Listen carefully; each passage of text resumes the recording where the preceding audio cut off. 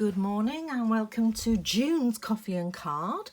It's Linda from lindaspapercraft.co.uk, and this month we're using the Circle Sayings bundle, which is a lovely sentiment and image based set with this huge 2 3/8 6 centimetre circle punch, which cuts out everything. So really useful, and really it's a nice price point, this one as well. So if you haven't got it already, I do suggest you do, because it's got lots of lovely sentiments and you can make some beautiful cards. So and this month is a 5 Thursday month, so we've got a bonus card. We've got 5 cards in this kit this month. So, and apologies for the late start of this month. Half term just got in the way. Right, so let's get started. So this is the card we're going to make today. Really nice and simple, using one of the online exclusive designer series papers. I reuse my paper bags for mine, and I think that's coming to an end. Let me just grab these papers a minute. So, you see, well used. Hello Irresistible. Beautiful colours. Some gorgeous 6x6 papers here. And so to optimise the use of these, I've used a 3-inch wide strip so that I can get 2 strips from each sheet of paper.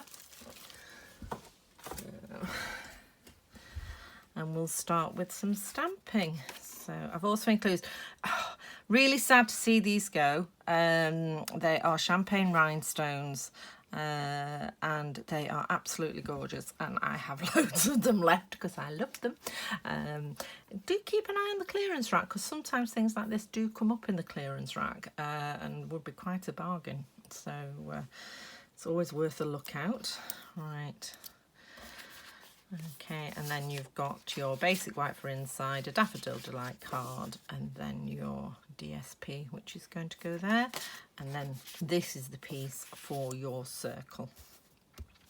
Okay, so I've already got the Celebrate, Celebrate, Celebrate out, because that's actually featured in my afternoon class this afternoon. I do classes in Sale in South Manchester, and we're using that one today. So I just need to get out my cupcake. And because I'm using pens to colour these in, that's a bit of a big, all my blocks are downstairs as well, because the class is all prepped and ready to go. So anyway, spare one here.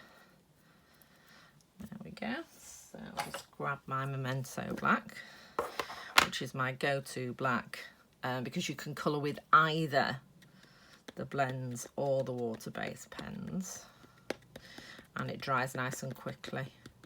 South Manchester is somewhat humid most of the year. Right, I'm just going to put that fairly close to the edge, but not right to the edge, because it's such a big punch. You do, you know, it punches quite close to where the hinge is, so you need it to be fairly close to that. And then I'm just going to pop the cupcake in the middle. So I'm just probably going to let you see all my grey hairs. Let's pop that there. There we go, happy with that. Right.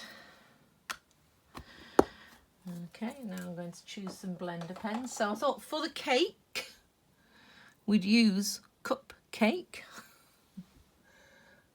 Cake, cup. That's not the word I'm looking for, is it? It's crumb cake. And it's here.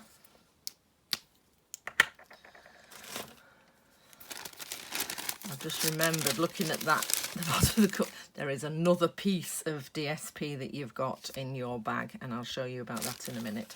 So I'm just going to colour the cake itself in with the crumb cake, and I'm using the light one. If you don't have these but have the pens, you can use crumb cake for this. If you have the marker pens rather than the blender pens. And then I just coloured it in the cake, the frosting, in using the pale, I think I used the pale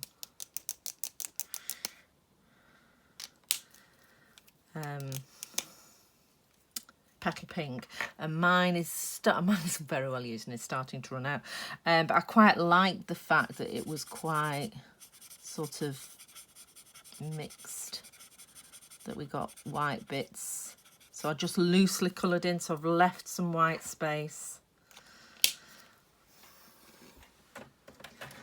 There we go.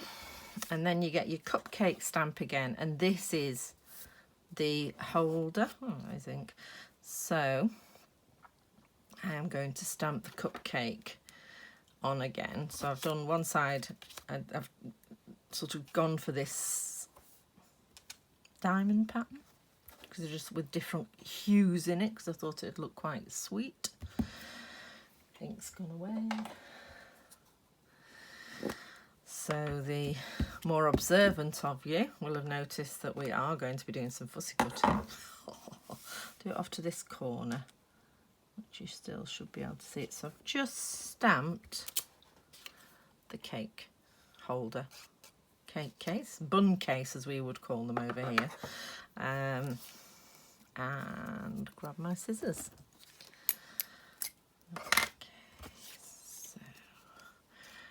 Just going to come in, and I'm actually, because we're paper piecing, I'm actually cutting through the black line, and that is because if you do go in a bit, you'll still be able to see the black line that we've put on the case, on the original card.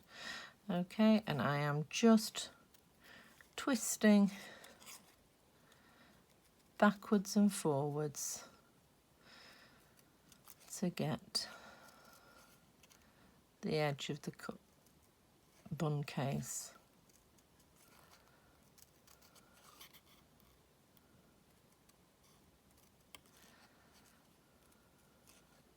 I am terribly short-sighted, so I have to say, when I do these when I don't have a camera on, I take my glasses off and hold it at the end of my nose, but then you wouldn't be able to see what I was doing. So, just trying to find the right piece of varifocal to look through.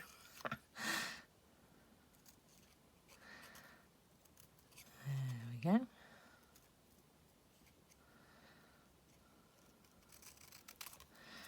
And then I'm just going to go down this final piece. Now, I know because I'm a sewer, you always cut so that you can see. You would never cut this way because the blade's on the wrong side. You always cut with what you're cutting to the left. I don't know how you do that if you're left-handed, sorry folks. Right, but if you're right-handed, you want the image to the left. All right, and as you can see, that's just going to stick there. How cute is that? So, but tip, don't glue this on until you've punched it, because it gets caught on the punch if you do. Don't ask me how I know. I think you can probably guess. Right, so I'm centering that up in the punch. As you can see, you've got quite a bit of space. There we go.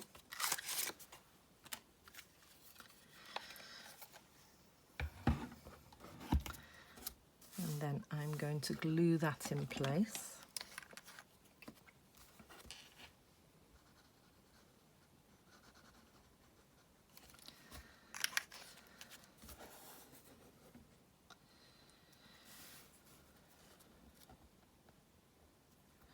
And you're just lining it up with the stamped image.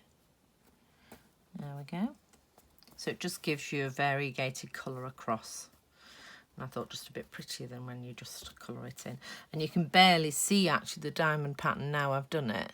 It's sort of hinted there. But that's what I was looking for, a nice subtle effect. So I'll pop that to one side to dry while we build up the card. So.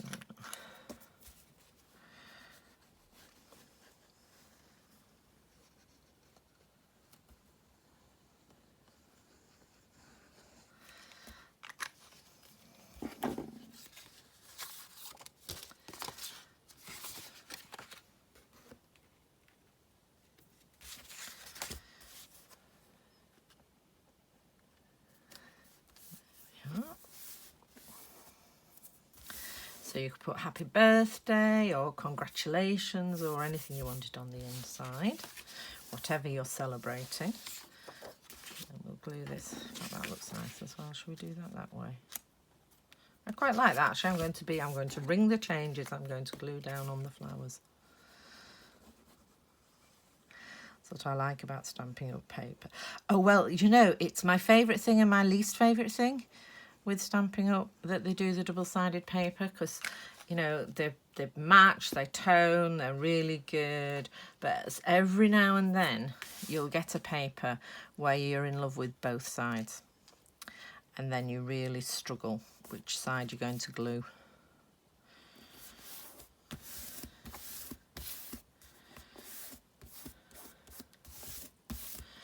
There we go. And then just get the pokey tool.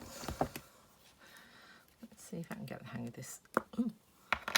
So we've got this nifty putty tool, and I see people using it and just picking up bits of diamante and that and just popping them on the card, and oh, ha ha. And I don't seem to be able to manage, but I think I am going to today. Woo. That is easier. Ah, she says. I think might need more putty out. Well, I'm impressed with that.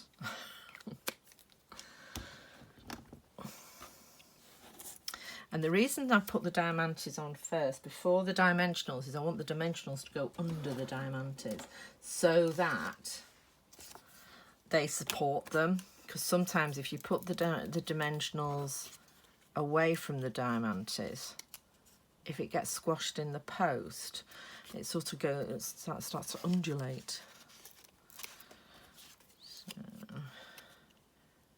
it's easy to do from the back because I can actually see them. So that's 3, and then to stop, because we don't like soggy middles, I'm going to put one in the middle as well.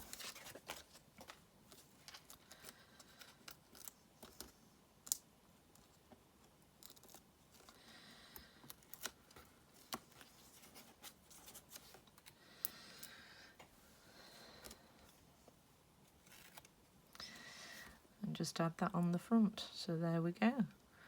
So that one a bit lower than the other one. But there we are. So 2 quite different cards really, using the Circle Sayings bundle. Nice and quick this morning. So I look forward to seeing you on Thursday. Bye.